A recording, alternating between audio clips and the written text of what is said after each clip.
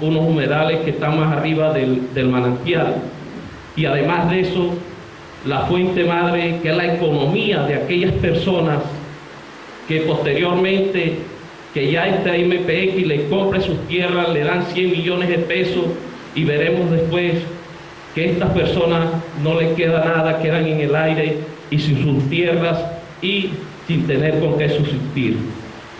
Entonces le digo a la comunidad que desde el Consejo hemos tratado, todos nuestros compañeros, de buscar la manera de defender esta zona, lo mismo que la zona de Caracolí, que se ve hoy afectada con la explotación que se va a hacer allí con respecto al río Ranchería, que es también el mineral más precioso que nosotros tenemos. Bienvenidos todos, y le dejamos esto en sus manos, señor senador, porque esperamos que desde allá nos defienda para que estas multinacionales no se sigan llevando las riquezas de nuestro suelo. He dicho. Esa ha sido la intervención del concejal de San Juan por el Polo Democrático, Víctor Granadillo, y vamos a cederle el espacio entonces al senador. Agradecemos que las personas que vayan a hacer preguntas, pues que las anoten, o no sé cómo el senador irá a dirigir su locución. Senador, bienvenido a San Juan. Tierras antes de vallenato, ahora somos tierra minera. Bueno, en primer término, darles mis más especiales agradecimientos por la hospitalidad que me brindan, por estar esta tarde aquí. En segundo término, resaltar estar aquí con el diputado Marín, con Deiner Marín. Primero porque él es de aquí y me complace pues estar en San Juan, venido pues de la mano con quien ha nacido en estas tierras, pero además por otra razón, que hace un rato resaltaba también, y es que él y yo no pertenecemos al mismo sector político, eso se sabe. Y sin embargo, y esto es lo que quiero resaltar como una especie de mensaje a los guajiros en este momento, aun cuando tenemos divergencias en temas, lo cierto es que en este tema de la defensa de las regalías estamos coincidiendo, y eso es muy importante. No es posible defender bien intereses como estos de los que estamos hablando si no promovemos la unidad entre todos los distintos sectores de La Guajira y de Santander y de El Meta y Casanare y otros departamentos que van a ser muy afectados por esa ley de regalías, si no promovemos, repito, los acuerdos y la unidad como estamos evidenciándolo esta tarde aquí y ayer en Riohacha y esta mañana en Barrancas. En segundo término, resaltar también el papel que ha venido jugando en esta lucha Sintracarbón, el Sindicato de los Trabajadores del Cerrejón. Y esto lo he venido insistiendo, y este es un mensaje más para los compañeros que trabajan en esa empresa y el sindicato, sobre la importancia de la decisión que ellos han tomado de no solo luchar sus asuntos laborales, cosa a la que tienen todo el derecho, por supuesto, sino además poner su capacidad organizativa, su sindicato, su capacidad de trabajo y de lucha, también para defender los intereses del conjunto del departamento. Esta es una cosa en la que en un departamento como La Guajira es clave, que las organizaciones de los distintos tipos no solo se preocupen por los asuntos, digamos, que les son propios a la organización, sino que se preocupen por el conjunto de los intereses del departamento. Dicho esto, vamos entrando entonces un poco en materia. Contarles pues que una cosa que ustedes ya saben, y es la noticia que les traemos, y es que las cosas en esto de la minería y de las regalías no están bien, pero también decirles que se van a empeorar. Esto es realmente lo que venimos a decirles. El gobierno nacional ha presentado, ustedes ya lo saben, un proyecto de ley que quiere reformar la Constitución, y la reforma en últimas a lo que apunta es a quitarles a los municipios y a los departamentos que hoy reciben regalías porque tienen en su territorio explotaciones de petróleo, de carbón o de oro, de quitarles una parte muy pero muy considerable de esas regalías. Y ojo, se trata de quitarles ese derecho que hoy les concede la Constitución a los municipios y departamentos que hoy son productores, pero también a los que mañana lo sean. En ese sentido, yo sé que aquí en San Juan Ustedes no son beneficiarios de regalías directas porque en este momento no hay minas en el territorio, pero sí son receptores de regalías que les llegan por la vía del departamento de La Guajira. Y a uno en cierto sentido no tiene por qué importarle mucho cuál es el origen de la plata, pero la plata de regalías que le llega a La Guajira, al departamento, pues solo se puede gastar en los municipios del departamento. Ellos no pueden irse a gastar a Venezuela, ni pueden irse para el Magdalena, para el Cesar. Luego ahí ya va a haber una pérdida específica. Pero ustedes, si ese proyecto de MPX se termina montando, y podría suceder que así fuera, el beneficio que ustedes derivarían de ese proyecto, que en algo podría compensar los impactos ambientales y de otro orden, ese beneficio les va a ser reducido por lo que se está planteando en la ley de regalías. Porque, repito, esa ley va a quitarle a los municipios y a los departamentos los derechos que hoy tienen sobre regalías y los derechos que adquieran mañana. En ese sentido se equivocan los que con desdén dicen, no, alcaldes, que uno los oye decir, no, es que en mi departamento como no tenemos ese derecho, o en mi municipio como no tenemos ese derecho, no me importa, no debería importarles, porque por supuesto van a resultar afectados. Ese es el verdadero propósito de la ley. El gobierno sobre esto ha manipulado muchísimo. El gobierno, por ejemplo, ha insistido en señalar, el gobierno y sus amigos en los grandes medios de comunicación, en decir que es que lo que pasa es que hay mucha corrupción y malos manejos con la plata de las regalías.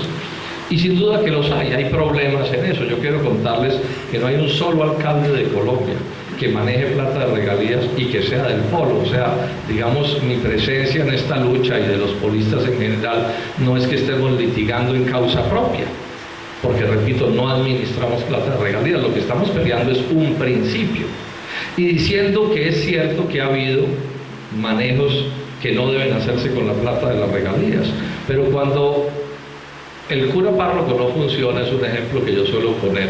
Lo que hay que hacer no es quemar la parroquia, sino cambiar al cura párroco. Es decir, lo que tenemos es que defender el derecho sobre las regalías y al mismo tiempo luchemos para que esas regalías se manejen de la manera más pulcra y más técnica y más eficiente posible. De eso es finalmente de lo que se trata esta lucha. Y agregar también una cosa que ustedes saben, porque se puede demostrar de muchas maneras. Es verdad que ha habido gastos indebidos con la plata de las regalías, pero también es verdad que uno en todos estos departamentos puede ver la plata de las regalías invertidas de muchas maneras. Reiner acaba de darnos un listado de cosas que suceden aquí en La Guajira con la plata de las regalías. Eso no quita que también ha habido cosas, repito, indebidas, pero tampoco se puede quitar el papel que ha representado. Ahora, que el gobierno nacional nos diga que es que ellos van a controlar la plata, porque ellos sí son pues absolutamente perfectos, pues que tampoco nos traten como a bobos, porque alguien me decía que la diferencia entre la corrupción local y la nacional es que en la corrupción local roban en pesos y en la corrupción nacional, perdón, en la corrupción local roban en millones y en la corrupción nacional roban en billones. Esa es la verdadera diferencia. Ahora, tenemos que luchar, por supuesto, porque no haya corrupción en un sitio ni en otro.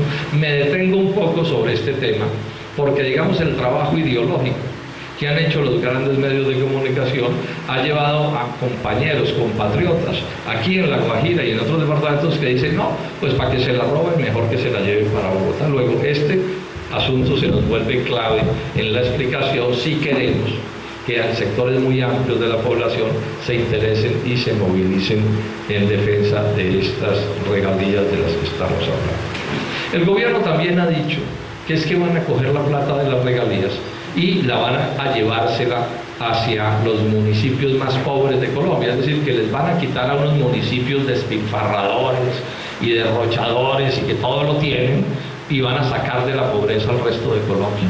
Baja. Eso realmente no es cierto. Aquí lo que van a hacer con la plata de las regalías son otras cosas bien distintas. Yo les quiero contar que de entrada las cifras que están dando son cifras infladas, cifras, digamos, que no corresponden con la realidad. Primero porque no hay bonanza petrolera y el 80% de las regalías en Colombia es petróleo. Y ahí no hay bonanza, no es cierto que haya un incremento importante de la producción de petróleo. Ha habido un aumento en los precios internacionales y eso nos beneficia, pero ese petróleo que tenemos incluso debe empezar a disminuir a la vuelta de 2 o 3 años, porque no ha habido un hallazgo importante en los últimos años. Luego, no es cierto el cuento de que es que viene una montaña de riqueza y que en ese sentido entonces hay que ver qué se hace con ella. Lo otro que tampoco es cierto es que vayan a repartir lo que ellos dicen. A los alcaldes y a los gobernadores les echan cuentos y les muestran en unos papelitos unas cifras que no son verdad, porque no les cuentan, por ejemplo, lo que acabo de mencionar, ni les cuentan esta otra cosa que les digo a ustedes. El gobierno tiene decidido que el 30%, una tercera parte de la plata de las regalías se va a quedar en el exterior. Nadie sabe por cuántos años. O sea que esa plata, por lo menos en el corto plazo, no se va a repartir. Otro 10% de esa plata se va a quedar en un fondo de pensiones. Y otro 10% va a ir a financiar investigaciones en ciencia. Luego el 50% de la plata de las regalías con esta nueva ley no se va a distribuir como ellos andan sugiriendo entre los municipios y los departamentos de Colombia. No es cierto. O sea, no hay bonanza y van a dejar guardada la mitad de la plata. O sea que lo que se repartiría sería algo así como la mitad de la mitad. De pronto está muy alto el volumen. Sí. Primera idea que quiero lanzar. ¿Qué es lo que quieren hacer además con la plata? ¿Es verdad que se la van a dar a otros municipios o es verdad que se va a quedar con ella el gobierno nacional? Esta es la discusión. ¿Quién va a quedarse con la plata? ¿Los municipios y los departamentos, así no sean estos sino otros, o el gobierno nacional? Sobre esto, el gobierno ha venido ocultando la información y haciendo esfuerzos por confundir y por engañar, pero las cosas se van sabiendo. El ministro Echeverri, que es el ministro de Hacienda, hace unas semanas dijo que con la plata de las regalías no habría más gastos chichigüeros. Esa fue la palabra que él usó. No más gastos chichigüeros. Ustedes saben que una chichigua es una cosa pequeña. ¿Qué es lo que él quiere decir con no más gastos chichigüeros? ¿Qué entender por gastos chichigüeros? Yo he hecho una definición que creo que ilustra. Un gasto chichigüero es, como llama un magnate, el gasto muy importante de un pobre. ¿Qué es un gasto chichigüero? Una vía de penetración, una escuela pequeña, un acueducto en una vereda, un puestico de salud pequeño. Eso para ellos son gastos chichigüeros. Y agrega Echeverri, es que vamos a gastarnos la plata de las regalías en macroproyectos, grandes proyectos. Entonces yo suelo decir grandes proyectos para los grandes gobernantes de Colombia y para los grandes contratistas, porque detrás de los proyectos chichigüeros también hay alcaldes chichigüeros y consejos chichigüeros y contratistas chichigüeros. Mira, aquí lo que van es para coger esas platas que hoy se gastan en muchas obras pequeñas, que no por pequeñas no son importantes. Repito mi definición: un gasto chichigüero es, como llama un magnate, al gasto muy importante de un pobre, pero muy importante de un pobre, y las van a gastar en ciertos y determinados grandes proyectos. Yo no me opongo, mis queridos compañeros y compañeras, a que se hagan inversiones importantes de macroproyectos y grandes obras. Esas obras pueden ser necesarias. Mi discusión es, bueno, ¿y con la plata de quién se financia? Porque hacer un gran proyecto es muy bonito, pero si lo van a hacer el gran proyecto por la plata de un poco de proyectos importantes de los pueblos de Colombia, pues ahí tienen conmigo una discusión, porque es que resulta que la gente pobre y del común que vive en poblaciones pequeñas también tiene derecho a mejorar su nivel de vida y a que sus problemas se les resuelvan. Este es el punto, pues, crucial en el debate. Pero además hay otra cosa que se sabe, que si se quiere es más grave que lo anterior. El gobierno nacional está algo así como quebrado. Este año tiene un déficit de 24 billones de pesos, reconoció ayer el ministro de Hacienda. No tiene plata con qué pagar sus compromisos, con qué financiar su deuda, etc. Entonces les queda muy cómodo coger la plata de las regalías y convertirla en plata del gobierno nacional. Cuando ellos plantearon esto y nosotros les salimos con esta discusión, ellos se dieron cuenta que tenían dificultades en la discusión, porque claro, a nadie le gusta ¿sí?, que le quiten los pesos de sus derechos. Y entonces le dieron una cierta vuelta al proyecto, y es que llenaron el proyecto de menciones que utilizan la palabra región o regional o regionales, como una manera, digamos, de rebatir mis argumentos. No, senador Robledo, la plata sí se va a quedar en la región, las platas se va a quedar en las regiones. Fíjense que yo todo el tiempo usé para defender esto, no la palabra región, sino la palabra municipio o departamento. ¿Por qué? Porque son cosas diferentes. ¿Qué es en el contexto de la legalidad de hoy el gasto regional? Es un gasto nacional disfrazado de regional. El segundo túnel de la línea, que lo pone Echeverri como una cosa que quieren financiar con las regalías. Ese es un proyecto de importancia nacional. Pero claro que mañana nos pueden decir que es muy importante para el Tolima, Caldas, Risaralda y Huila, y con eso les quitan las platas a sus departamentos. La doble calzada Bogotá-Barranquilla. Ese es un proyecto, a mi juicio, de importancia nacional, pero mañana podrían decir que es muy importante para la región del Magdalena Medio, ¿sí?, y un pedazo de la costa atlántica, y decir que es un proyecto regional. Ojo visor con estas cosas, porque son, repito, ideas distintas. Llegan a sitios distintos los recursos y atienden necesidades diferentes. Este es un punto que, repito, es crucial en este debate que venimos haciendo, y que al final lo que muestra y confirma lo que nosotros decimos, y es que les van a quitar la plata a los municipios y a los departamentos, y el gobierno nacional hará con ella lo que se le dé la gana. Pero esta discusión tiene otro aspecto, no menos importante, que quiero enfatizar. Esta pelea a ratos es una pelea medio absurda, porque es el gobierno nacional quitándole a los municipios su plata y los municipios regándose a no dejar quitar la plata del gobierno nacional. Yo he dicho que esto se parece a ese lío que se le genera a uno cuando tiene una cobija que es pequeña. Sí, que si se tapa el pescuezo, se le destapan los pies, y si le tapa los pies, se le destapa el pescuezo. Y no hay cómo alargarla y no hay qué hacer. Esta es un poco la situación en la que estamos. Entonces nosotros también hemos venido diciendo que el gobierno nacional, más que bregar a quitarle la cobija a los pobres de Colombia, lo que debiera hacer es un esfuerzo por aumentar el tamaño de la cobija. ¿A qué me refiero con aumentar el tamaño de la cobija? A que miremos hacia donde está la plata de las regalías, que es en las manos de las grandes transnacionales. Miremos los impuestos que están pagando y veamos cómo hacemos para que paguen más que lo que están pagando por nuestros recursos. Particularmente en el caso de las regalías, el problema es dramático. Si ustedes miran las regalías que estas transnacionales pagan, son pequeñísimas, entre el orden en carbón entre el 5 y el 10%, en oro apenas el 3.4%, en petróleo en promedio por ahí el 8%, o sea, la parte grande del negocio se lo embolsillan las transnacionales. Y no Colombia, ni el gobierno nacional ni los gobiernos locales, sino que la plata, la renta que se llama minera, se quedan con ella, son las grandes transnacionales, cuando lo que el gobierno debería estar haciendo es viendo a ver cómo aumentamos los pagos que esas transnacionales deben hacer. Pero en esta ley además con un agravante, porque esas transnacionales no solo pagan lo que menos de lo que deberían pagar, sino que quienes conocemos estas zonas, si ustedes viven por aquí, sabemos que la minería tiene impactos negativos supremamente graves, supremamente complicados y costosos de manejar. Los proyectos mineros suelen, por ejemplo, generar grandes movimientos de población, y poblaciones pequeñas de un día para otro tienen que ver cómo crecen sus habitantes, no les alcanza el acueducto, el alcantarillado, las escuelas, etcétera, y se crean unos problemas sociales complicados.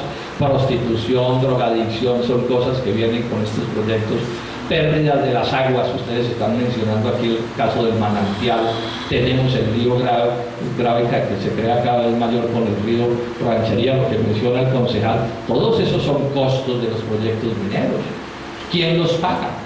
Hoy, en parte eso se medio compensa con la plata de las regalías directas, que son las que le llegan directamente a los municipios productores. Si eso mañana se lo lleva el gobierno nacional, cada vez va a ser más cierto que aquí lo que va a quedar es el hueco, la pobreza, Los trabajadores enfermos, ese es otro lío que terminan heredando estas regiones, ¿no? Esos trabajadores que terminan lisiados o medio lisiados por las malas prácticas laborales, pues son enfermos que terminan quedando aquí y que de alguna manera en estas zonas del país tienen que atenderse. Entonces ahí tenemos, fíjense ustedes, un problema de enfoque supremamente grave, porque incluso en muchos casos se aceptan proyectos mineros que no deberían aceptarse. Quiero extenderme un tris sobre esto. Yo no me opongo a que en Colombia haya minería, esas son mentiras de los directivos del Cerrejón. Es que el senador Robledo está en contra de la minería, yo nunca he dicho eso. Yo siempre he dicho que un proyecto minero, como cualquier actividad económica, pues hay que analizarle el costo y el riesgo por un lado y el beneficio por el otro. Y si no da la cuenta, pues no se puede hacer. Porque si es más el riesgo y el costo que lo que produce, pues no se debe hacer, ese es un negocio de bobos. Ahora, estoy hablando para el país. Las transnacionales siempre se ganan toda la plata del mundo, para ellos todo es perfecto. ¿Y yo por qué me le atravesé duro al proyecto de Santurbán en Bucaramanga?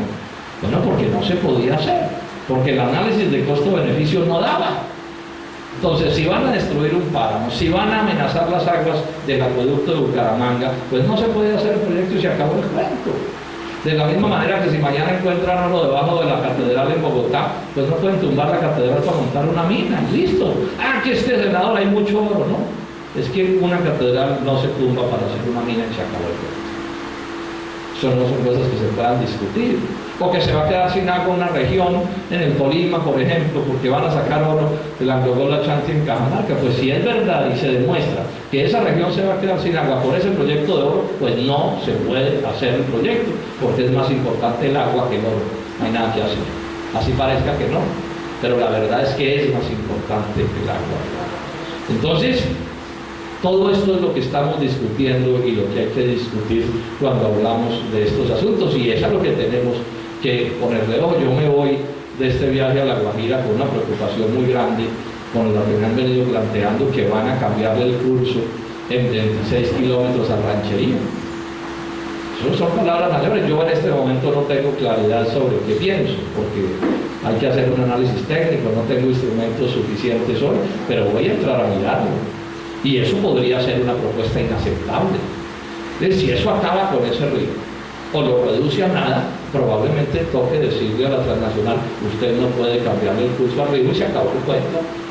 Porque es que resulta que ese carbón algún día terminan de sacarlo y estos vísteres se van, y aquí tendrá que haber Colombia y Guajira para los nietos y los bisnietos y los tataranietos y para todo el mundo. Si no, ¿cuál es la idea que tenemos de la patria, del país donde nacimos, y cuál es el amor que le tenemos a estas tierras?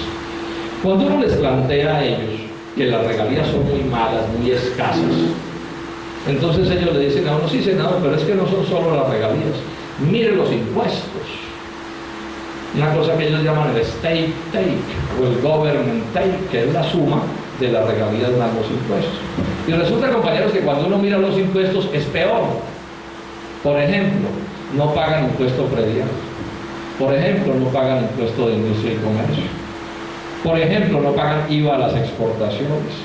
No pagaban sobretasas y recargos a la gasolina. Los descuentos en el impuesto de renta son inmensos. Entonces, cuando uno mira unas regalías bien pequeñas y unos impuestos que no pagan, al final lo que da es que les estamos regalando el bien, o sea, el petróleo o el níquel o el carbón o lo que sea. Yo tengo aquí, porque me lo certificó la Contraloría, no lo voy a leer para no hacerme largo, pero en el caso de un contrato de Drummond, uno solo de los contratos de Drummond, unos cuantos años en el Cesar. ¿Y qué dice la Contraloría? La Contraloría, no yo, la Contraloría. ¿Qué dice la Contraloría? Dice que en ese contrato los descuentos tributarios en dos impuestos, no en todos, sino en dos impuestos, los descuentos tributarios equivalen al 76% de lo que han pagado por regalías en ese contrato.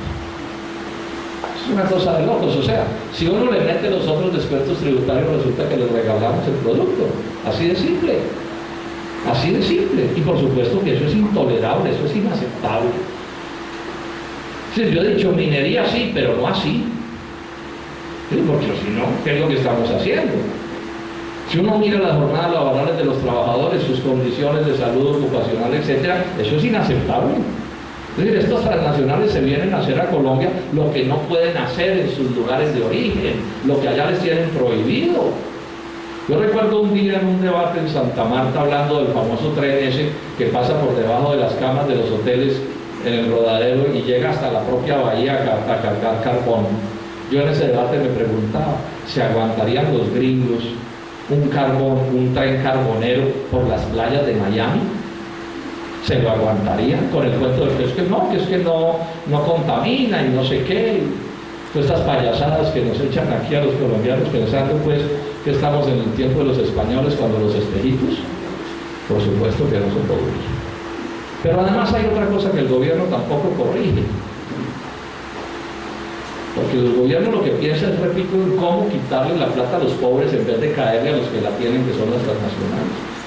Yo llevaba años insistiendo en que el gobierno no auditaba a las transnacionales, que no vigilaba las cuentas.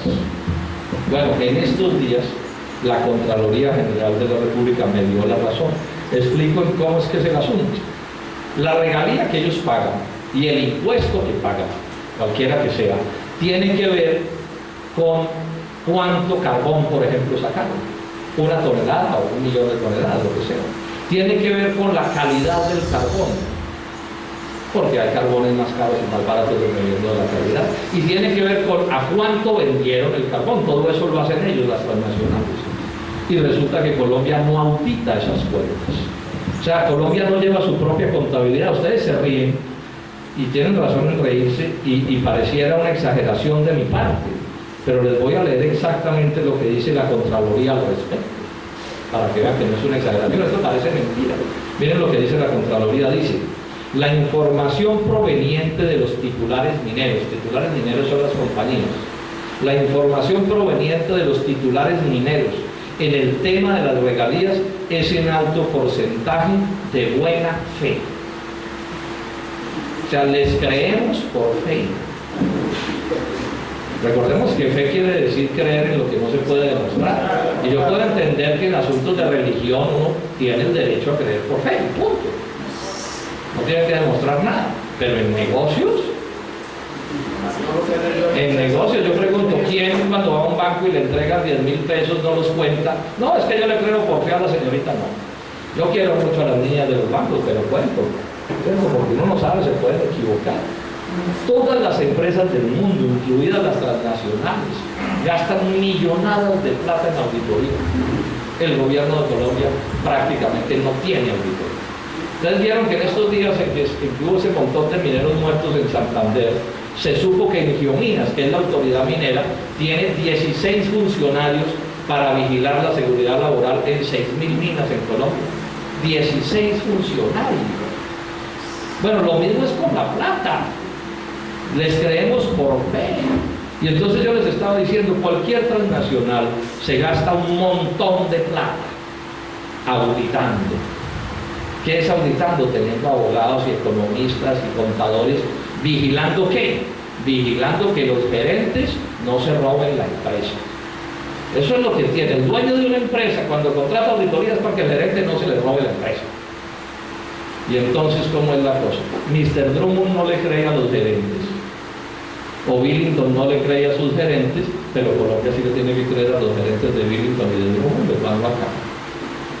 Entonces uno concluye este punto diciendo, no, muy bobos, ¿no? Pensará uno. No, yo lo que creo es que son muy vivos, ¿cierto? Vuelan con los motores apagados, porque por supuesto que no hay que ser pues muy perspicaz ni muy imaginativo para suponer qué es lo que termina pasando y por qué las cosas se montan de esta manera como les estoy contando que se montan. Fíjense ustedes entonces, mis queridos compañeros, que estamos haciendo una gran batalla que tiene que ver con demasiadas cosas, que es una batalla que por supuesto tenemos que dar con todo entusiasmo. Les detallo esta última cosa antes de concluir. Es una pregunta que ustedes se deben estar dándole vueltas en la cabeza. Bueno, ¿cómo es eso de que el 30% de la plata de las regalías la van a dejar en el exterior? Es una cosa que llama la atención. O sea, nosotros tenemos, Colombia tiene 60.000 millones de deuda externa que paga intereses por ahí del 10%. Y vamos a dejar la plata de las regalías en el exterior y nos van a pagar por ahí el 1%. Unas cosas bien extrañas. ¿Por qué? Entonces cuando uno le pregunta a Echeverri, entonces a Echeverri, que tiene frases célebres, ¿cierto? Dice, no, senador, eso es la solidaridad intergeneracional. Esta generación le deja recursos a las generaciones futuras. Senador, hay que ahorrar en los tiempos de las vacas gordas, ¿sí? Para gastar en los tiempos de las vacas flacas. Y a mí eso me suena bonito, y suena bien. Pero entonces la primera pregunta, bueno, ¿las vacas gordas de quién? ¿Están en vacas gordas ustedes? Si aquí en La Guajira la gente está en las vacas gordas. Es que es muy fácil cuando uno está gordo como gato de tienda, ¿cierto? Decir que hay que guardar plata para el tiempo de las vacas blancas. Y le decía yo a Echeverri en un debate, ministro, ¿usted qué diría que yo llegara mañana a mi casa y le dijera a mi hijo, hijo mío, no va a haber educación porque voy a guardar una plata para educar al nieto? Porque le diga a mi señora, mi hija, lunes, martes y miércoles no se almuerza en esta casa porque vamos a almorzar jueves, viernes y sábado. Fíjense ustedes que el debate es complejo. Ahora, cuando uno mira y escudriña, hace el secreto de eso como extraño de dejar la plata en el exterior, es que es la idea de dejar la plata buena, que es la plata del Estado colombiano, para que pueda seguir entrando, por ejemplo, la plata del narcotráfico, que nadie vigila y entra de mil maneras a este país. Que siga entrando la plata de los especuladores. Ustedes se sorprenderían, pero esto que les voy a decir es verdad, el país está lleno de unos tipos que se van a Estados Unidos, a Europa, traen plata en rama, en dólares o en euros, las meten en maletas y entran al país con las maletas llenas de plata. Eso se llama en inglés el carry trade, ¿sí? O sea, el comercio de cargar plata. Y eso, por supuesto, le hace un daño inmenso a la economía nacional. Y en vez de perseguir esa plata, persiguen la plata de las regalías para dejarla en el exterior. Y entre otras cosas, además, para poderle abrir camino a las inversiones de las transnacionales de la minería. Hay todo un debate bien grande, fíjense ustedes, qué hacer de este asunto. ¿Qué hacer en este asunto del que estamos hablando? Concluyamos diciendo esto. El lío que tenemos en esta lucha, que es una lucha que antes de mencionar este aspecto nos redevuelvo un poco y contesto una pregunta, bueno, pero estas cosas tan absurdas, ¿por qué las hacen así? Y lo que pasa es que son absurdas para nosotros, pero para otros son perfectas. Y para las transnacionales, Colombia es el paraíso terrenal. Ya en estos días, Mr. Techer, el jefe del Cerrejón, le preguntaron en una entrevista al espectador, oiga, doctor Techer, ¿y cómo le fue con Uribe? Y dijo, no, de maravilla, eso fue todo perfecto. Bueno, ¿y usted qué piensa ahora con Santos? Y dice Techer, se nos volvió a aparecer la Virgen. Yo tengo la cifra exacta. Se nos volvió a aparecer la Virgen, y tiene toda la razón. El problema es que a nosotros nos está apareciendo es el diablo, ¿cierto? Mientras que a él se le aparece la Virgen. Entonces, claro, ¿cuál es el fondo del asunto? Las transnacionales ganan y en Colombia hay gente muy poderosa vinculada a los negocios de las transnacionales y que ganan también duro. Banqueros, intermediarios, de gremios, expresidentes de la República, abogados de transnacionales, y en estos pueblos no deja de haber unos cuantos paniaguados que se ponen al servicio de eso por algunos centavos. Y todos esos son los que defienden estos proyectos y estas prácticas con completo indeseables. Terminemos entonces diciendo esto. ¿Cuál es el lío? Es que nosotros tenemos la razón, pero no tenemos la fuerza. La fuerza la tiene el presidente de la República. Y no solo tiene la fuerza del jefe del Estado, sino que maneja el Congreso con el dedo chiquito. El conseguir en el Congreso quien vote en contra de este proyecto es muy difícil. ¿Por qué? Porque el poder del presidente en la política nacional es muy grande, eso lo sabemos todos. Es el poder de los contratos, de los puestos, de todo. Entonces, ¿cuál es la verdadera historia de esto? El semestre pasado le dieron 4 aprobaciones a ese proyecto. Este semestre tienen que darle otras 4. Si esto se deja a lo que podamos hacer en el Congreso, desde ya estamos derrotados. La única esperanza de derrotar esto es que en torno a esto seamos capaces de crear una gran movilización ciudadana de gente que no es congresista, pero que tiene derecho a opinar: diputado, concejal, alcalde, sindicalista, gente de acción comunal, el ciudadano raso, que tiene derecho a opinar sobre su vida. ¿De cuándo acá los únicos que podemos opinar sobre estas cosas somos el presidente de la República y los congresistas? Pero esa opinión no la escucha el gobierno si no se respalda con la movilización. En Colombia, si uno no pela el tornillo, nadie le pone cuidado. Salvo pues que usted sea Mr. Thatcher, que usted sí puede llamar y decir: habla Juan Manuel, por favor, haz tal cosa, ¿cierto? A los demás nos toca la protesta y la movilización. Estoy hablando de movilización democrática, civil. No es un problema de ponerle por ahí una bomba a alguien, ni mucho menos, en eso no es en lo que andamos, pero sí promoviendo que en toda esta zona de la Guajira y del Cesar y de Santander y de los llanos orientales se creen comités y se cree organización para generar una movilización lo suficientemente grande que sea capaz de derrotar este proyecto, que es un proyecto retardatario. Y que si se impone, ojalá no sea así, pero si se impone, los guajiros van a darse cuenta en su bolsillo, en la educación de sus hijos, en su agua, en todo, que sí es verdad que les van a quitar una cosa supremamente grande. Estos no son inventos míos, ni inventos de Deiner, ni ninguno de los que estamos en esta lucha, ni los compañeros de Sintracarbón, ni mucho menos. Entonces concluyo invitándolos, compañeros y compañeras, a que convirtamos esto en una movilización y en una lucha. Son, digamos, 8 semanas que se vienen. Esto se define en 3 meses por tarde, o sea, lo que no hagamos ya no se hizo. Que entonces, con todo entusiasmo, se mire de manera específica qué se puede hacer, ¿sí? El Consejo Municipal que opine, bregar a que los alcaldes se interesen, el gobernador, los diputados, todo el mundo, que es lo mismo que estamos haciendo en toda Colombia. Ustedes no están solos en esto, o sea, yo no estoy aquí promoviendo la lucha de ustedes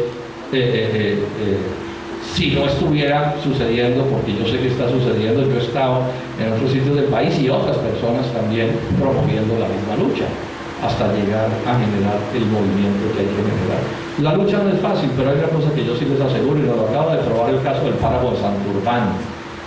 Luchó el pueblo de Bucaramanga y se derrotó ese proyecto. Y hay otro ejemplo más a la mano, que es el de Egipto. Sí, entonces los gringos tuvieron ahí un correveidí de 30 años martirizando a los egipcios, y un día el pueblo egipcio dijo: ¿saben qué? Nos mamamos de este tipo. Sí. Y rápidamente lo despacharon. Parecido sucede con un proyecto como este retardatario. Si la gente se moviliza y lucha, el gobierno no podrá imponer. Muchas gracias.